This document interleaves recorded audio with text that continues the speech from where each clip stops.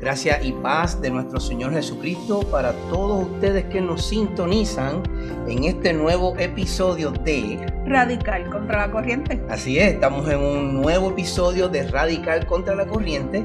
Les habla su hermano en Cristo y amigo Ángel Colón y me acompaña mi esposa Sorismar Reyes. Es un placer estar con ustedes en otro episodio más. Ya estamos en el episodio número 9 de la segunda temporada. La primera temporada la puede buscar en YouTube. Va a estar al final de este video. También está una pequeña tarjeta donde ahí usted puede dar clic y puede acceder a la primera temporada de Radical. Y también puede acceder a las temporadas a la primera temporada de Ministerios Didasco.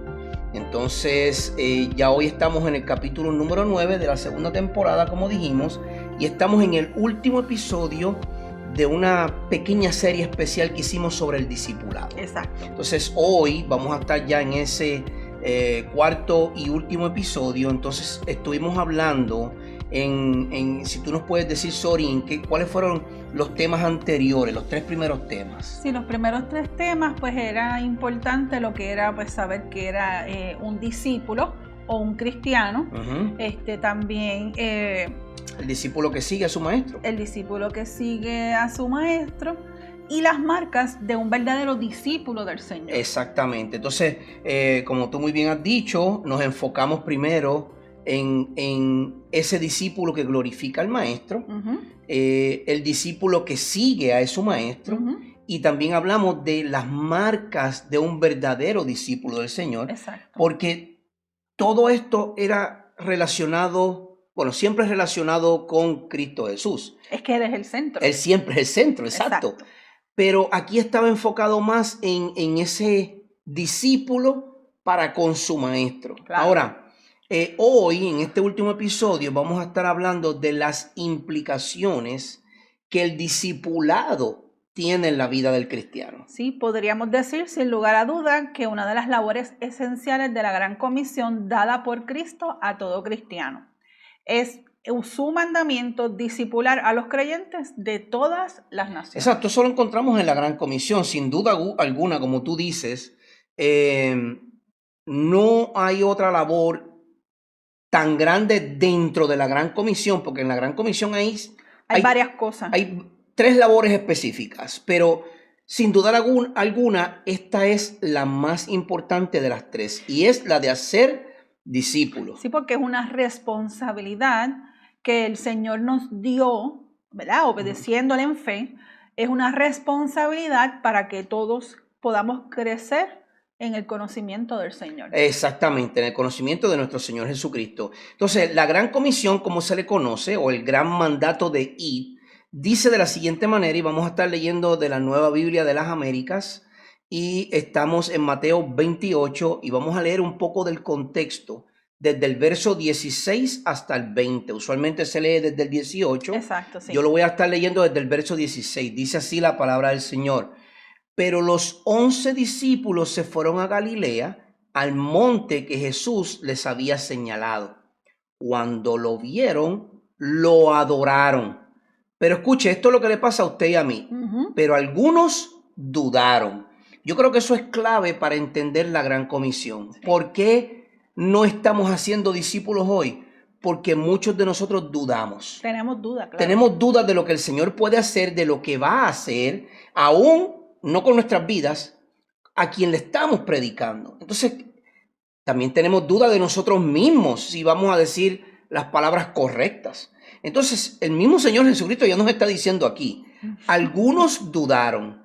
Acercándose Jesús les dijo, y aquí viene la clave de la Gran Comisión, toda autoridad me ha sido dada en el cielo y en la tierra. Si usted deja ese verso ahí, usted va a entender que todo lo que dice la Escritura y todo lo que salga de la boca del Señor, lo tenemos que obedecer. Porque a Él Dios le dio toda la autoridad. Y aquí viene la Gran Comisión. Vayan, no quédese en la silla de su iglesia, ni en el banco. Todo eso es importante, pero ese no es el mandato. Ni esperar a que Dios los lleve a su iglesia tampoco. No. Que Dios también lo hace, Él los lleva. Pero no es porque usted habló, es porque otro habló, porque otro le predicó. Entonces vayan pues y hagan discípulos. Grábese esa palabra en su mente. No es hagan cristianos, que es discípulo, pero no es hagan creyentes, no es hagan fans, no es hagan likes, es hagan discípulos de todas las naciones. Aquí está la segunda parte, bautizándolos en el nombre del Padre y del Hijo y del Espíritu Santo. Y la tercera parte, enseñándoles a guardar, enseñándoles. Recuerden, hacer discípulos, enseñándoles a guardar todo lo que les he mandado. Y recuerden, yo estoy con ustedes todos los días hasta el fin del mundo. El discipulado cristiano es ayudar a otros a caminar con Cristo, de acuerdo a las instrucciones que establecen las Escrituras, es decir, su palabra. Implica ser un instrumento en las manos de Dios que busca ver la vida de Cristo reproducida por el poder del Espíritu Santo en la vida de otro creyente. Exacto, es invertir en la vida espiritual de otro. Tiempo, espacio, que eso puede ser irse a comer, irse a beber un café, hacer cualquier cosa especial para tomarse ese tiempo. Exacto, es dedicar tiempo, invertir en ese otro creyente, invertir en ese nuevo cristiano. O no necesariamente un nuevo cristiano. No. Puede ser alguien que lleve 40 años en el evangelio y a lo mejor tiene una duda doctrinal que tú le puedes ayudar. Y que tenga simplemente sed de aprender. Eso es discipular. Claro. Eso es discipular. Entonces, vamos a partir de un texto y es un solo verso el que vamos a leer. No queremos sacarlo de contexto, así que vamos a explicar solamente las palabras del verso para que nos ayude a entender lo que es las implicaciones que tiene el discipulado en la vida de un cristiano, que es nuestro tema. Esas implicaciones que el discipulado cristiano tiene en la vida de ese creyente. El apóstol Pablo escribió en la carta a Galacia, a la iglesia de Galacia, en Gálatas capítulo 4, verso 19. Él escribe, hijos míos, preste atención a las palabras, porque son muy importantes. Sí, son clave. Hijos míos, por quienes de nuevo sufro dolores de parto. ¿Hasta cuándo? Hasta que Cristo sea formado en ustedes. Fíjate hermano y amigo. Este texto se ha leído millones de veces. Yo lo he leído montones de veces. Y a veces le pasamos por alto a las palabras que son claves, que nos dejan ver el corazón pastoral del apóstol Pablo y cómo él le escribía a esta iglesia por una situación en la cual estaban pasando. Y debe ser, el corazón de Pablo no era simplemente un pastor, era un discipulador que plantaba y guiaba iglesias. Entonces nosotros tenemos que tener el corazón de ese verso. Si hay algo que usted se quiere llevar de este podcast, de este video o audio, como sea el formato que usted prefiere verlo o escucharlo, llévese este verso grabado en su memoria. Gálatas capítulo 4, verso 19. Hijos míos, por quienes de nuevo sufro dolores de parto. ¿Hasta cuándo? Hasta que Cristo sea formado en ustedes.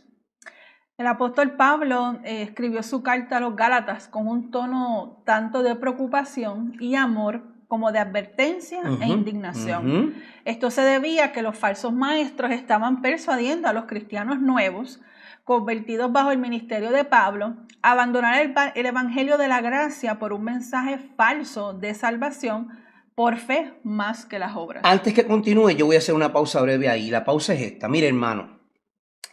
Eso es lo que está pasando hoy día en la iglesia y eso es lo que ha pasado en la historia de la iglesia. Usted lee la historia de la iglesia, libros que hablan sobre la historia del cristianismo, yo tengo varios, y usted va a ver que eso es lo que ha pasado constantemente en la iglesia. ¿Desde dónde nacen las divisiones?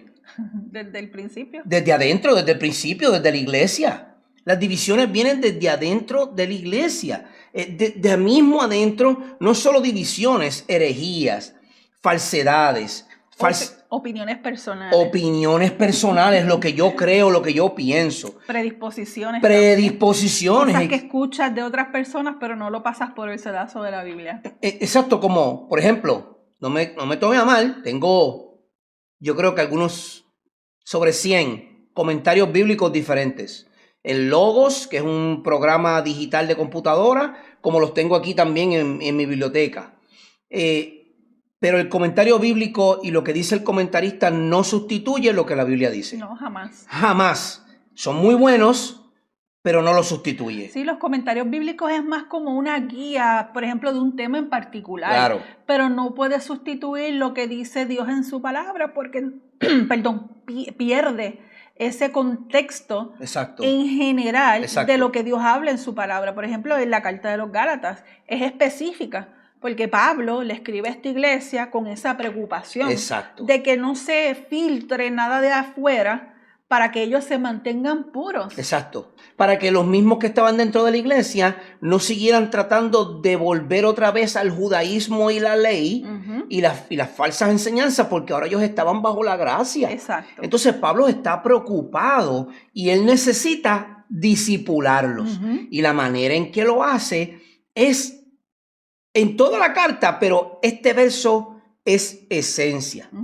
Pablo tiene una pasión y preocupación genuina por el bienestar espiritual de la iglesia en Galacia, al igual que el deseo ardiente de que Cristo sea formado en ellos.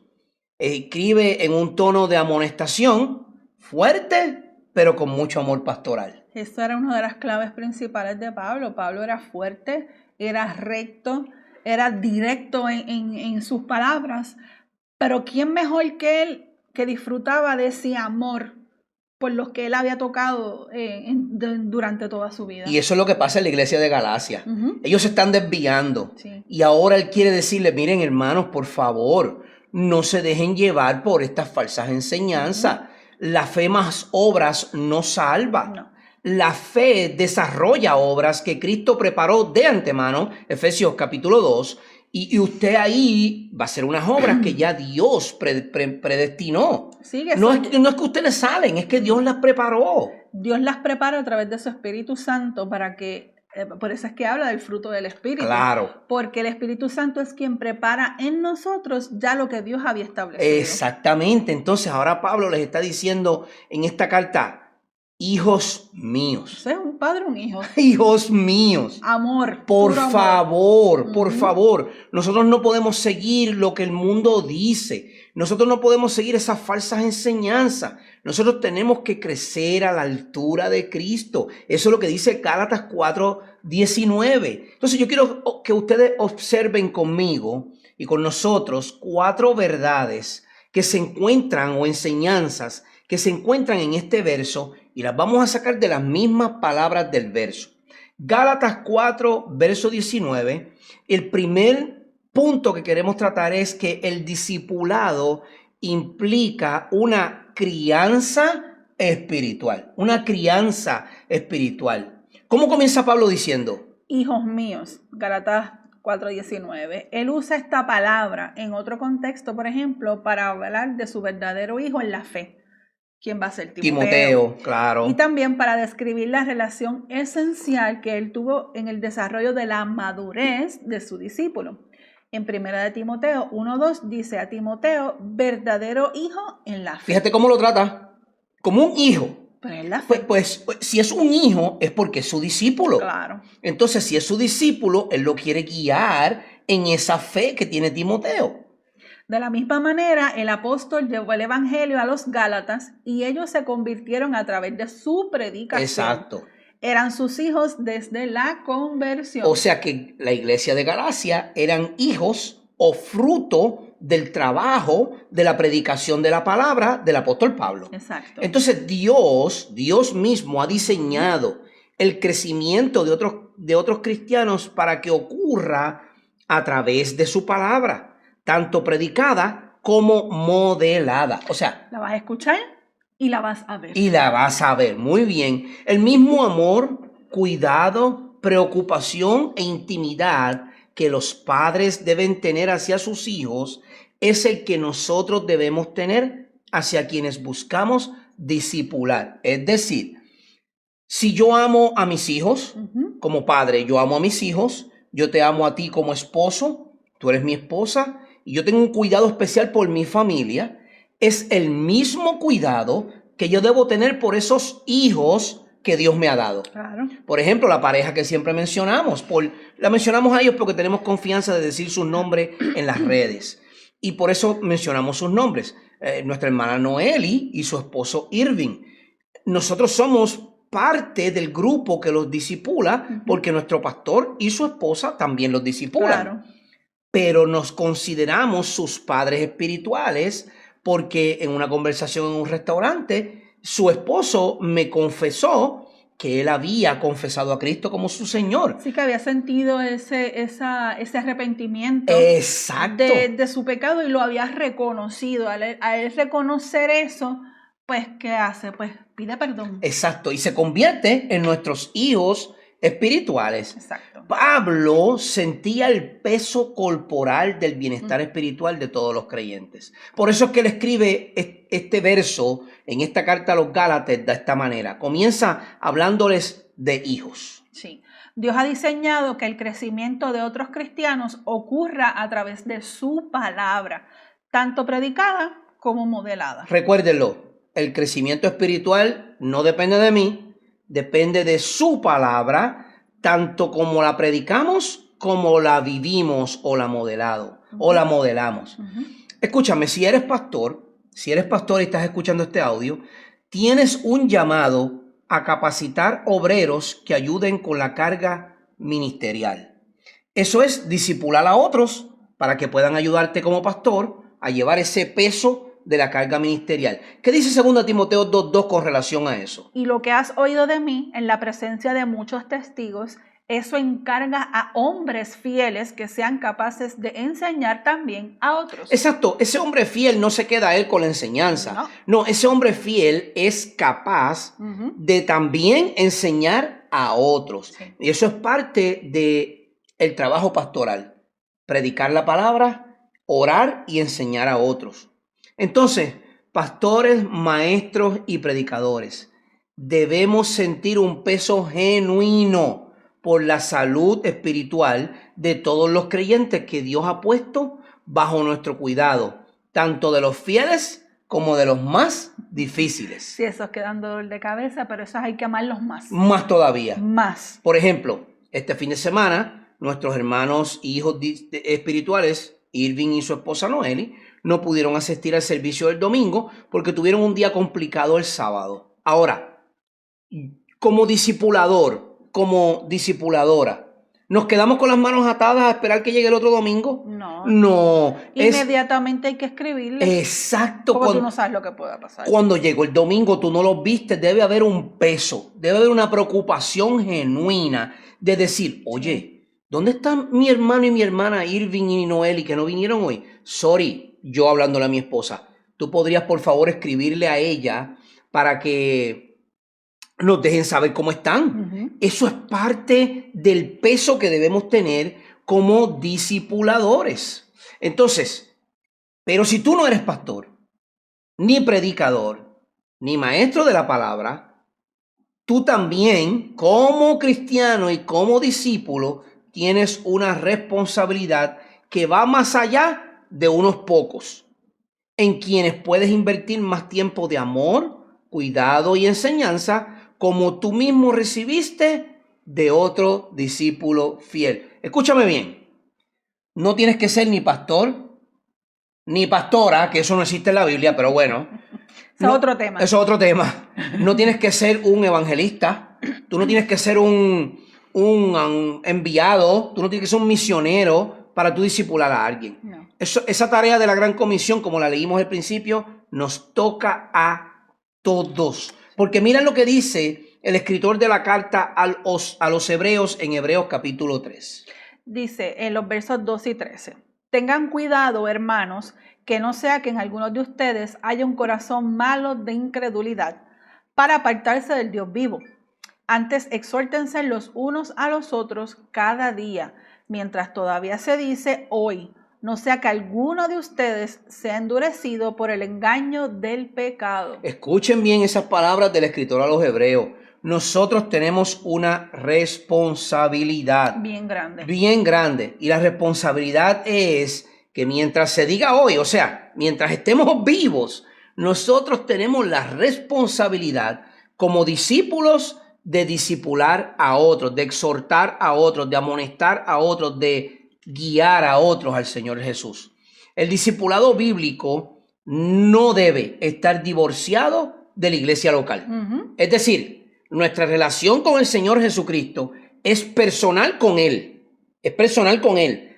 Pero eso no es ni implica que es una relación privada ni individual. Es decir, mi relación con Cristo, que es una relación personal con Él, una relación íntima con Él, no es una relación exclusiva para apartarme de mi relación con mi esposa como esposa y como mi discípulo, porque el sacerdocio de este hogar es mío. Y como yo soy el sacerdote de este hogar, yo tengo una responsabilidad muy grande de educar espiritualmente, discipular espiritualmente a mi esposa y a mis hijos. Entonces mi relación con Cristo es personal, pero también es corporal. Sí, tiene que haber siempre esa unión, porque somos, ¿verdad?, una parte del cuerpo. Del todo, del cuerpo completo, que es la iglesia. Exacto, entonces no podemos ser independientes porque no vamos a funcionar. ¿Tú te acuerdas de ese programa de televisión que se llamaba El Llanero Solitario? Hermanos, no somos llaneros solitarios. No somos llaneros solitarios. No somos ese vengador que anda en un caballo solo en el desierto, en el viejo oeste, cazando a los ladrones. Usted no vive solo en este mundo. Usted comparte con la iglesia local, comparte con su familia y comparte con la comunidad del Nuevo Testamento. En el Nuevo Testamento, la idea de una relación personal con Jesús no está divorciada de la relación con el cuerpo. La iglesia local es el lugar donde se manifiestan o no se manifiestan los frutos genuinos de esa fe. Entonces, en segundo lugar, tenemos que el discipulado implica una mayordomía personal, no solo tuya, sino una mayordomía tuya para con quien tú discipulas. Si continuamos en Gálatas 4:19, no nos hemos salido de ese texto. Para nada. Y ahora el apóstol Pablo va a añadir una palabra muy importante cuando se refiere al discipulado. Hijos míos. Eso da un sentido de pertenencia. Exacto. Ok. Primero, esta es la segunda palabra que vemos en el texto. Y permítanme comentar, ¿verdad?, sobre lo que esto no significa. Exacto, esa palabra tiene una connotación, pero vamos a decir lo que no significa. Exacto. Las ovejas no son nuestras, sino del Señor. ¿Quién fue el que las compró? Ok, detente ahí.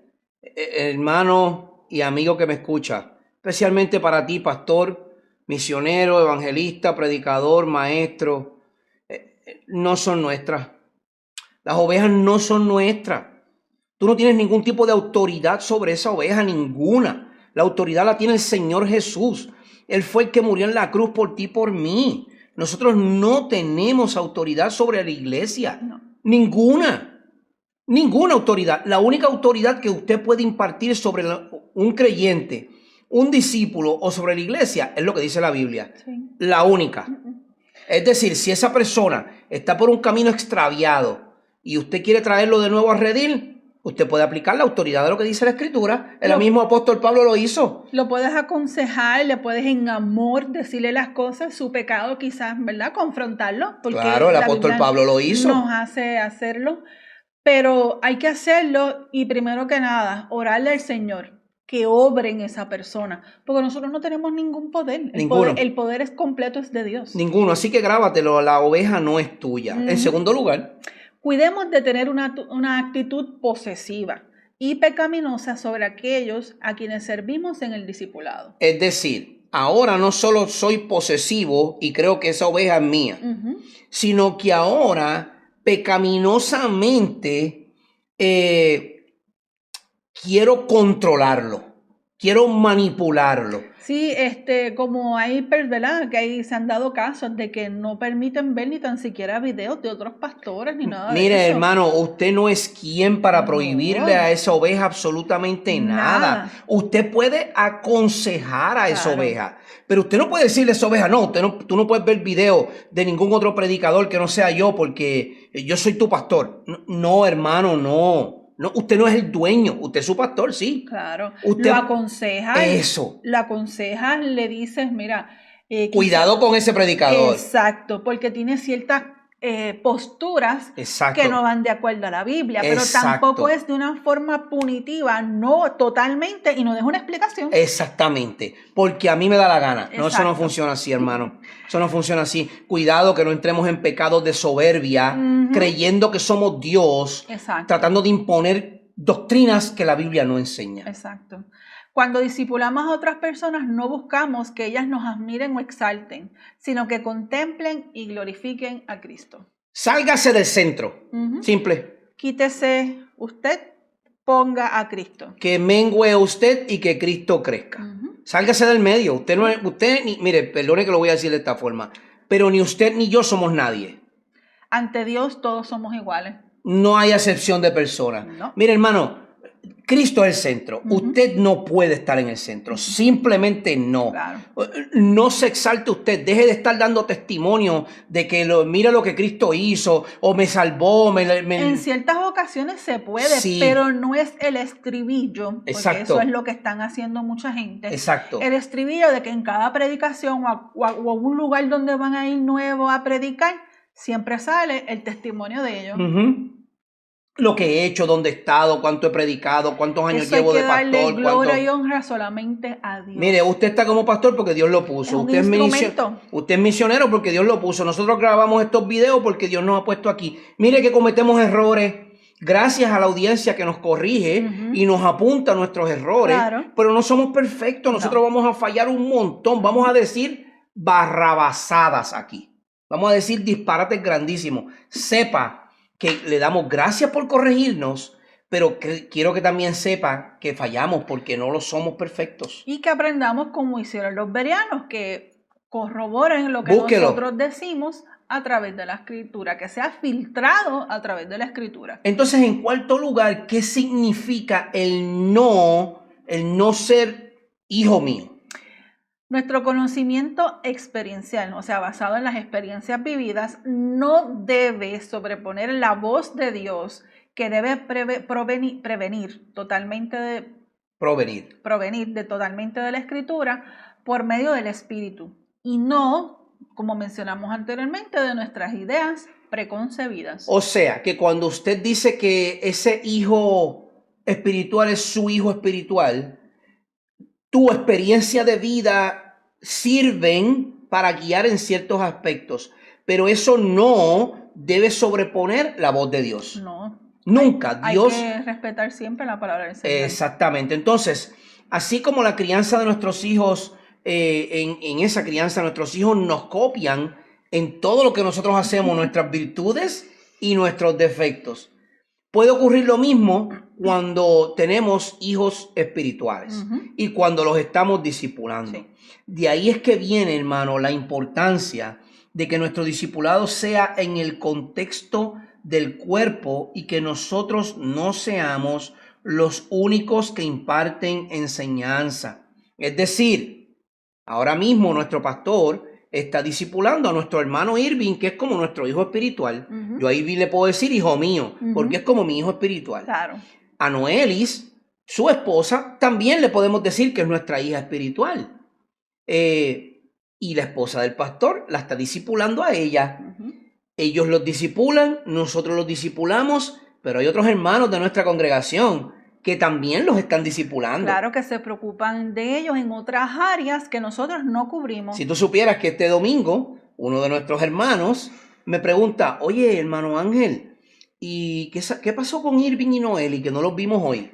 Eso es un peso de discipulado. Claro. Ese hermano siente preocupación por estos dos jóvenes. Claro. Y a eso es que somos llamados. No a decir, este es mi hijo amado, es mío y es exclusivo. No. Eso no funciona de esa manera. Entonces, en el contexto de la iglesia local, es que radica el equilibrio o balance del discipulado. Claro. ¿Por qué? Porque yo no le estoy dando mis ideas. ¿No? Porque lo que va a suceder es esto. Cuando yo diga algo y ese hijo mío espiritual lo reciba y lo escuche de otra persona de nuestra congregación de una manera diferente, va a causar un problema. Sí, porque vienen entonces las dudas. Eso. Por eso es que el balance está en el cuerpo local.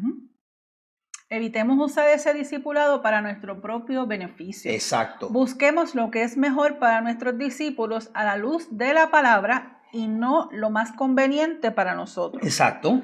Si Pablo no está buscando en el discipulado a aquellos que es para beneficio propio, ¿a qué se refiere entonces Ángel cuando dice hijos míos? Bueno, cuando él dice hijos míos se refiere a la devoción, al amor y al cuidado y preocupación que los padres tienen a sus hijos. Él lo refleja también con esos hijos espirituales. Como cristianos y discípulos del Señor Jesús, debemos velar. Por eso es que él lo trata con ese sentido de posesión, aunque no es posesivo. Es pertenencia, pero cuidado. Claro, porque él estaba velando porque esa herejía no entrara a la iglesia. Sí. Y por eso los trata con ese amor fraternal de hijos míos.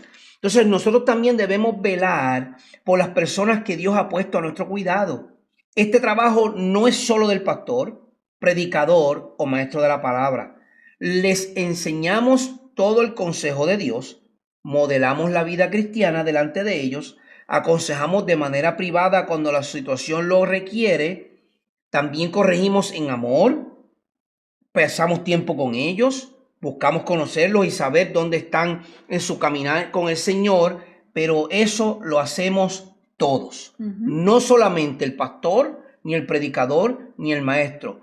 Todos, a todos nos toca reprender, orar por ellos antes y después de una consejería y nos toca poner esfuerzo mutuo para que ese hijo amado pueda crecer espiritualmente. Sí, no le echemos la carga toda al pastor porque muchas veces tendemos a ser egoístas y decir, ay, el pastor no vino a visitarme cuando estuve enfermo. Exacto. O no me vino a ver al hospital. Exacto. Mi gente, el pastor tiene una responsabilidad bien grande, que es prepararse para llevar la palabra del Señor, el alimento a su congregación. Por lo tanto, en cada iglesia deben haber hermanos que estén ya preparados y dispuestos a hacer lo que el pastor no puede hacer en ese momento. Exacto. Estamos señalando todo el tiempo, mi gente, el pastor tiene una responsabilidad bien grande. Y el mismo Señor lo dice en su palabra. Claro. Que se encargue de orar y predicar. Exacto. Esta tarea, hermanos y amigos, es tan grande que debemos orar y trabajar siempre por tener una pluralidad de discipuladores, lo que tú acabas de decir ahora mismo, no solo de pastores. O sea, la iglesia debe tener pluralidad de pastores porque ese es el diseño bíblico. Pablo plantaba iglesias, dejaba pastores y esos pastores tenían a otros pastores, porque ese es el diseño sabio de Dios para el liderazgo de la iglesia. Pero no solamente pluralidad de pastores, debe haber múltiples discipuladores. Te voy a decir más, hermano, mire. Cada cristiano en la iglesia debe ser un discipulador. Sí. Y cada cristiano en la iglesia debe tener a alguien a quien esté discipulando. ¿Por qué? Porque el trabajo de cuidar las almas no es solamente de los pastores, sino para todos los miembros del cuerpo. Porque, hermano, si somos miembros del cuerpo y falta una pierna, el cuerpo cojea. Si somos miembros del cuerpo y falta un ojo, estamos ciegos. Estamos ciegos de un ojo, vemos por uno solo. No podemos enfocar bien. Nosotros nos necesitamos todos unos a otros. Todos tenemos una responsabilidad de ser buenos discipuladores. Es un privilegio y una responsabilidad de todo creyente el reproducirse en la vida de otro. Si otro no te está imitando a ti como tú imitas a Cristo, hay un problema. Medita en estas preguntas. ¿Ves tu responsabilidad hacia todo el cuerpo? ¿Estás discipulando a otros de cerca para que un día puedan ser de bendición a otros? ¿Estás orando y trabajando en pos de tener más discípulos en tu iglesia y fuera de tu iglesia para avanzar en la enorme tarea que Dios nos ha encomendado? El trabajo de cuidar las almas,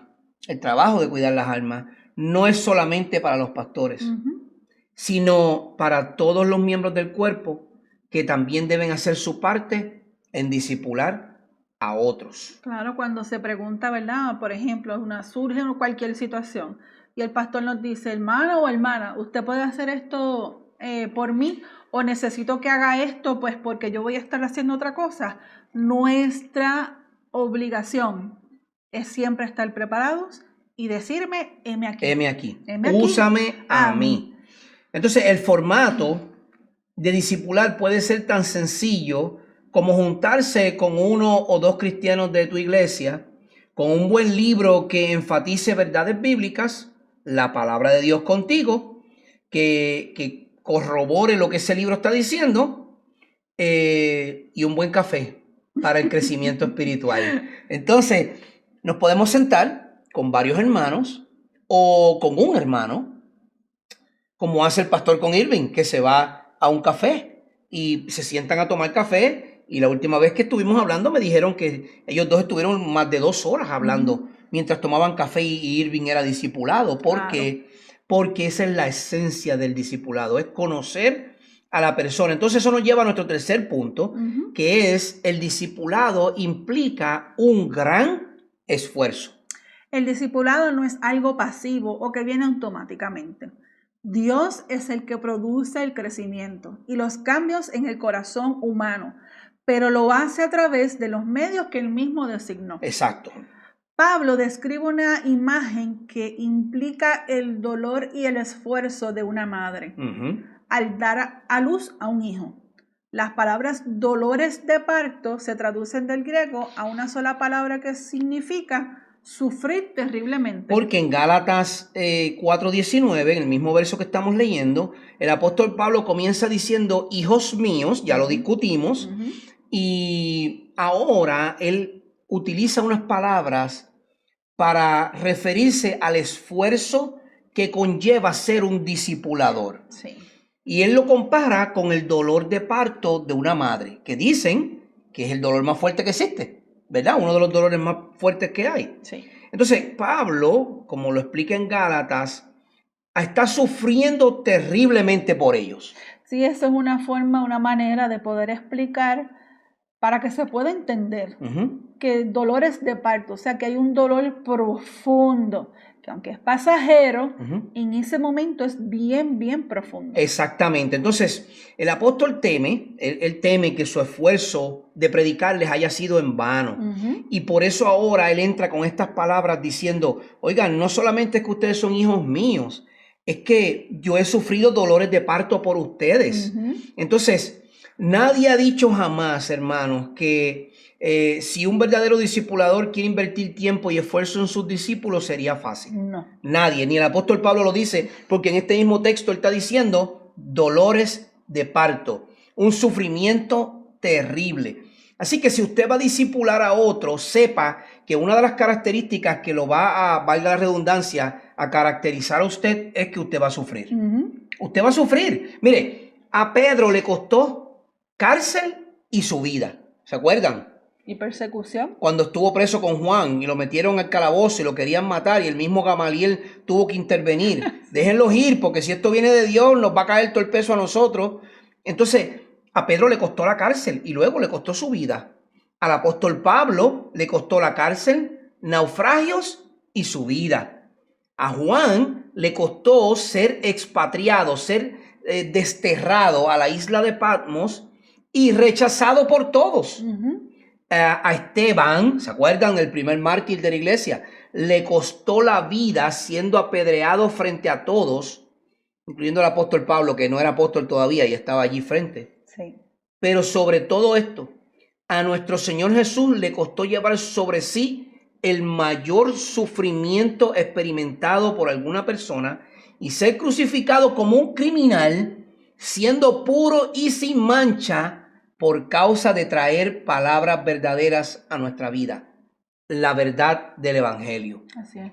Él Él es el discipulador por excelencia, porque es su palabra la que nos vivifica, la que nos enseña y la que nos exhorta. Así que ser un discipulador verdadero te costará todo.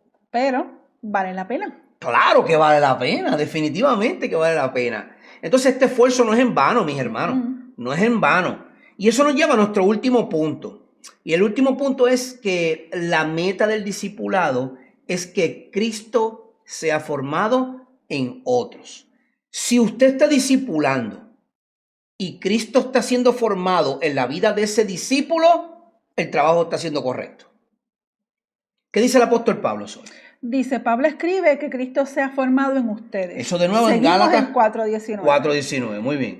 Esta es la meta en la vida cristiana, primeramente para uno mismo. Exacto. La meta principal no debe ser simplemente ser un mejor predicador, un mejor maestro, un gran discipulador o ser el mejor esposo, padre o madre. Exacto. La meta suprema de todo cristiano es que la vida de Cristo sea reproducida en nuestra propia vida. ¿Por quién? Por el poder del Espíritu Santo. Exacto. Entonces, estamos hablando de discipular, pero usted como discípulo, la tarea principal no es discipular a otro, aunque esa es la gran comisión. Claro. La tarea principal es que primero Cristo sea moldeado en usted. Usted sea moldeado a la imagen de Cristo, para que entonces usted pueda ser un buen predicador, un buen discipulador, un buen maestro de la palabra. Entonces, la meta del discipulado no es simplemente que los creyentes tengan más conocimiento. No. O sea, yo te puedo dar de estos videos montones, puedo hacerlos bien, puedo hacerlos mal, puedo hacer cientos de videos. Pero la meta no es que usted tenga más conocimiento. La meta tampoco es que sirvan en ciertas posiciones. Es decir, el que canta, el que toca la guitarra, el que enseña la escuela dominical o el que da las conferencias. Esa no es la meta principal.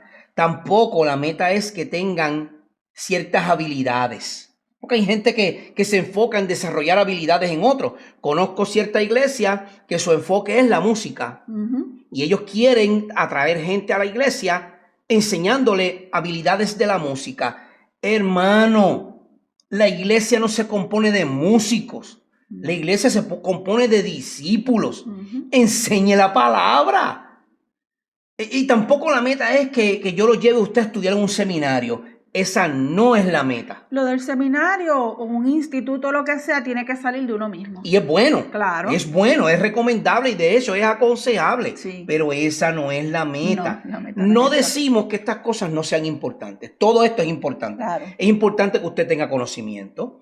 Es importante que usted sirva en la iglesia en ciertas posiciones. Es importante que usted tenga ciertas habilidades, dones y talentos. Es importante que usted estudie en un instituto, seminario, colegio, universidad, pero que usted se prepare. Es importante que usted se prepare. Sí. No decimos que esto no sea importante, pero esa no es la meta. No, tenemos que tener siempre presente que la meta final del discipulado es que la persona del Cristo crucificado y resucitado sea formada en nosotros, como está revelado en las Escrituras. Exacto. La meta de la crianza espiritual es llevar a los creyentes hacia la madurez cristiana, como lo define la Biblia. Exacto. Es que tú crezcas espiritualmente, pero que mengues en tu egocentrismo, en tu orgullo, en tu soberbia. Que mengue el yo, pero salga Cristo. Pero que Cristo salga, exacto. Que tú desaparezcas creciendo espiritualmente. Exacto. El ego ese, desaparece y Cristo es el que es revelado. Toda la responsabilidad particular que el Señor nos dé sobre otras vidas es para llevarlas a la madurez a través de los medios que Él ha designado. Sí. El ministerio público y privado de la palabra de Dios es para esto. Y la oración privada y pública también es para eso.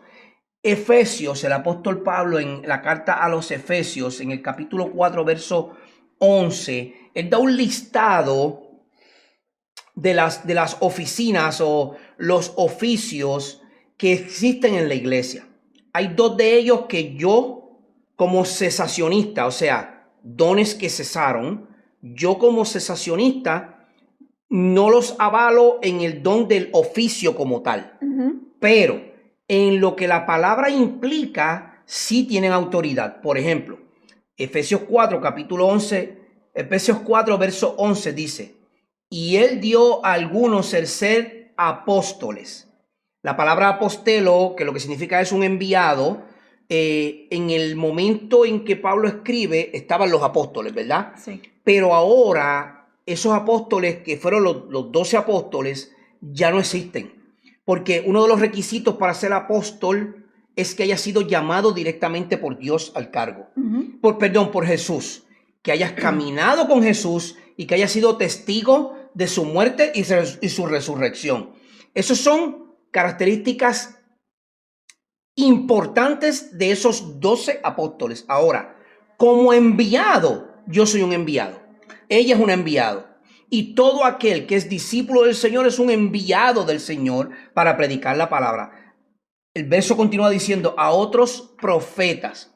El profeta es el que habla la palabra de Dios. No hay profecías ni revelaciones nuevas. No. La que ya tenemos es la que nosotros predicamos. Es suficiente. Es de más porque a veces ni la entendemos y queremos tener revelaciones nuevas y ni entendemos la que tenemos. Entonces, estos son los 3 cargos que existen en la iglesia hoy. Evangelistas, pastores y maestros. Esas 2 van unidas. El pastor es también un maestro. El maestro no necesariamente es un pastor. Usted puede ser maestro de la escuela dominical, pero no ser pastor. Ahora, usted no puede ser un pastor si no es un maestro, si no enseña. Claro, porque eso es lo básico. Porque a eso fue que fuiste llamado. Entonces, ¿cuál es el fin de estos cargos? ¿Cuál es el fin? A fin de capacitar a los santos para la obra del ministerio, para la edificación del cuerpo de Cristo. La palabra es clara. Para la edificación del cuerpo de Cristo, la iglesia, los creyentes. El trabajo del discipulado es que nosotros seamos edificados en Cristo. ¿Hasta cuándo? Hasta que todos lleguemos a la unidad de la fe y del pleno conocimiento del Hijo de Dios, a la condición de un hombre maduro, a la medida de la estatura de la plenitud de Cristo. Fíjate las palabras que usa de capacidad, de grandeza, de... La meta. Hasta dónde tú, exacto, la meta, hasta dónde tú llegas. Él dice, el apóstol Pablo dice, mira, nosotros tenemos que ser discipulados y discipular a otros hasta que lleguemos a la medida de la estatura, de la plenitud de Cristo. O sea, que el trabajo del discipulado no se termina. No crea que porque usted cogió 12 pasos, 10 pasos, 7 pasos de discipulado, ya usted discipuló. No. Y está listo para todo. No. Usted dio unos pasos básicos del discipulado. Usted le falta toda una vida para crecer en el discipulado. Entonces, para concluir, te quiero hacer algunas preguntas y luego vamos a una reflexión final. Si yo te pregunto hoy, ¿te preocupas por el bienestar espiritual de otros en tu iglesia local? Es decir, si esa persona está fallando en algo espiritualmente, ¿te preocupas? ¿Le corriges? ¿Le animas? ¿Le exhortas? Si esa persona está decaída por una condición médica, un familiar enfermo o un fallecimiento en la familia, ¿estás ahí como un discipulador para ayudarle a que esa persona entienda que en Cristo sí se puede? Eso es parte del discipulado. Sí. Te pregunto, ¿sientes un peso por discipular a otros? ¿O simplemente vas el domingo a coger el mensaje y ya? ¿Te preocupas por la vida de esas personas? ¿Quieres que lleven a la estatura de la plenitud, de la medida de Cristo? ¿Te preocupas? ¿Sientes una carga porque otros crezcan en el evangelio? Esa es la carga que yo tengo. Que otros crezcan. Con mis errores y defectos, que lo que yo enseño ayude a otros a crecer en Cristo. Te pregunto, ¿estás comprometido con pedirle al Señor e ir en pos de tener hijos espirituales? O sea, cuando tú oras, que pides 1000 cosas, sáname de esta enfermedad, dame un trabajo, dame dinero, dame una buena casa, dame un buen esposo o esposa, dame hijos, dame esto, dame lo otro, sana a mi perrito, hasta eso escucho yo, sana a mi gatito que está enfermo y está a punto de ser hospitalizado. Pero le pides a Dios que te dé discípulos para tú discipularlos. Hermano, esa es la base de esto. No es, bueno, eso está bien, pero eso no es la esencia. No. A fin de cuentas vamos a morir y vamos a estar frente al Señor. ¿Estás haciendo discípulos aquí en la tierra? ¿Estás siendo tú discipulado aquí en la tierra? ¿Estás discipulando en conexión y bajo la supervisión de tu iglesia? ¿O lo estás haciendo por tu cuenta como un llanero solitario? Cuidado, cuidado, que no empieces a crear fantasías en tu mente como que eres un supermaestro, porque todos necesitamos ser discipulados, especialmente en el contexto de la Biblia. Entonces yo quiero que recuerdes lo siguiente. ¿Qué es el discipulado intencional y deliberado, Sori? No es algo que simplemente sucede, es el resultado de una iniciativa con propósito dentro de parte de otros cristianos. Exacto. Eso lo que implica es que tú estás intencional y deliberadamente buscando hacer discípulos. Ujú. ¿Qué es un discipulado? ¿Qué implica, la motivación dentro del discipulado? Los cristianos necesitan motivación para ser fieles y perseverar en su fe. Porque van a venir cáncer, enfermedades, situaciones, muertes familiares, pérdida de empleo, se te va tu hijo de tu casa para Estados Unidos. Todos esos problemas llegan. Pues tú como discipulador estás llamado a motivar en la fe de Cristo Jesús a quienes tú tienes a cargo de discipular. El discipulado está enfocado en hacer seguidores de Jesús, es decir, cristianos. ¿Qué implica eso? No solo en una reforma moral o algún peor, copias de ti mismo. Es llevarlos a ser a la imagen de Cristo. No es que te imiten a ti. Pablo dice, sed imitadores de mí como yo de Cristo. No me imiten a mí. Si me vas a imitar a mí, es porque estás viendo a Cristo en mí. Exacto. Y como único tú puedes ver a Cristo en mí es pasándolo por el filtro de las Escrituras. Es como único. Tú no puedes verme a mí con bases morales o éticas porque ninguno de nosotros lo somos. Tú necesitas ver a Cristo en mí. Si no ves a Cristo en mí, ni me imites en ni una sola palabra que yo estoy diciendo. El discipulado está fundamentado en la palabra de Dios. No solo en nuestro buen consejo, nuestras ideas o presuposiciones. No es lo que tú creas, no es lo que tú te imaginas, no es lo que tú piensas, no es que tú creas que las 5 piedras que David encontró en el arroyo, una es la piedra de la fe, una es la piedra del poder, una es la piedra de la muerte, una es la piedra... No está inventando, eso no es lo que dice el texto. Él cogió 5 piedras porque era lo que cabía en la mano, punto, eso no cabía más nada. Y con una no lo mató él, lo mató Dios. Porque es imposible que una piedra se meta dentro de una cabeza con una onda de esas que giran y tú la tiras. Eso es imposible. A Goliat lo mató Dios. El mismo David dice, el Dios de los ejércitos entregará tu cabeza en mi mano hoy. O sea, yo no te voy a matar, te va a matar Dios. Porque Él te va a eliminar y te va a entregar mi cabeza a mí. David fue solamente un instrumento. Exacto. Para que otros vieran el poder de Dios. Exacto. La palabra de Dios es la que va a ser discípulo. No es lo que tú creas que dice la Biblia. No es lo que tú piensas que dice la Biblia. Es lo que Dios dice en su Biblia. No lo que tú piensas. Cuidado con estar poniendo en la palabra lo que la palabra no dice. Hay una amonestación sobre eso en Apocalipsis. Hay de aquel que le quite o le añada a este libro. Así que mucho cuidado con estar poniendo palabras en la Biblia que la Biblia no dice. Mucho cuidado. Discipular es amar. Y todo lo que les estamos diciendo es porque les amamos y queremos que crezcan a la estatura de la medida de la plenitud del varón perfecto que es Cristo Jesús. Cuidar del alma de alguien de esta manera es amor, definitivamente. Y por último, Sori. Finalmente, el discipulado es relacional porque implica más que solo observar una lección que está viendo en este video o 12 pasos de un manual. Exacto. Implica que los humanos compartamos nuestras vidas unos con otros. Exacto. Entonces es una relación primero con Cristo, crecemos a la estatura de Él, luego que crecemos a la estatura de Él, ese mismo reflejo lo pasamos a otros. Sí. No nuestro reflejo, el reflejo de Cristo en otro. Por eso el discipulado es relacional. Yo me relaciono con mi iglesia, con mi comunidad, con mi familia, con mis hermanos en la fe, de otras denominaciones, porque nuestra intención no es crecer a mi imagen. Mira, voy a cerrar con esto. Yo no crezco a la imagen de MacArthur, no crezco a la imagen de Piper, ni de R.C. Sproul, ni de Wayne Grudem, ni de Paul Washer, ni de ninguno de esos grandes, ni de Lutero, ni de Calvino, ni de Zwinglio. Yo no crezco a la imagen de ninguno de ellos. Son muy buenas enseñanzas para nuestras vidas. Pero yo crezco a la imagen de Cristo, del varón perfecto. Por lo tanto, no me mire a mí, no la mire a ella, mire a Cristo. Esa es nuestra relación. Luego que nos relacionamos con Él, todo lo demás se alinea solo. Usted no tiene que pasar trabajo porque Dios se va a encargar. Sí.